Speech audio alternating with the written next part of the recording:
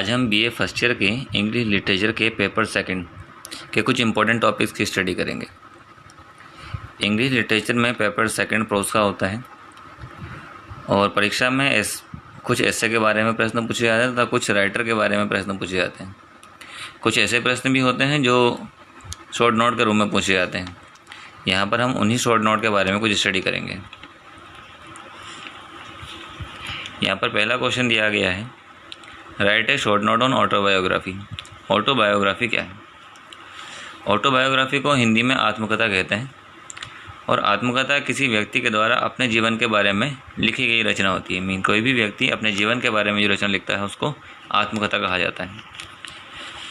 यहाँ पर परिभाषित किया है, it may be defined as biography और memoir of a person written by itself. इसे किसी व्यक्ति की जीवनी या संस्करण के रूप में परिभाषित किया जा सकता है। बायोग्राफी जीवनी को कहा जाता है और मेमोयर होता है संस्करण जो उसके खुद के द्वारा लिखी गई हो। किसी व्यक्ति द्वारा खुद के बारे में लिखी गई जीवनी या संस्मरण को आप ऑटोबायोग्राफी कह सकते हैं।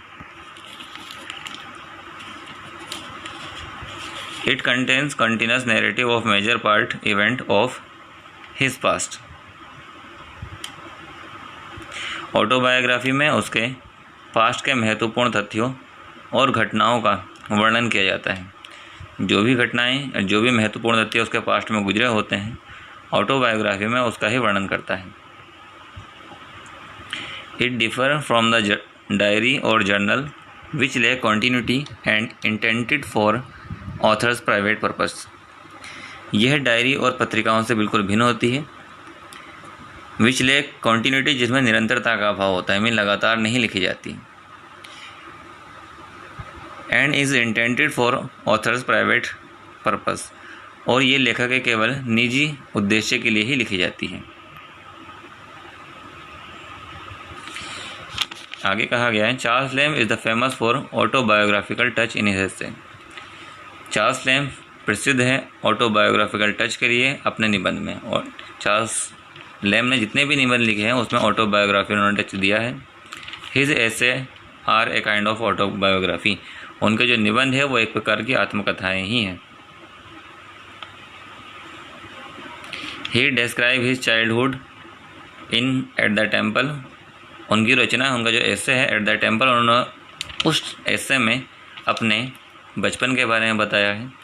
He describe his school days, और उन्होंने डिस्क्राइब किया है, बताया है अपने स्कूल के दिनों के बारे में at Christ hospital. Christ hospital में जो उनका एक एसे है उसमें अपने स्कूल के दिनों के बारे में बताया। There are numerous picture of his friend, siblings and beloved. काफ़ी विभिन्न प्रकार की तस्वीरें हैं, काफ़ी विभिन्न प्रकार के चित्रण उन्होंने लीक किया है। वहाँ पर अपने मित्रों का वर्णन किया है, अपने सगे संबंधियों का वर्णन किया, अपने जो प्रेम करने वाले थे उन सभी का वर्णन उन्होंने उसमें किया है।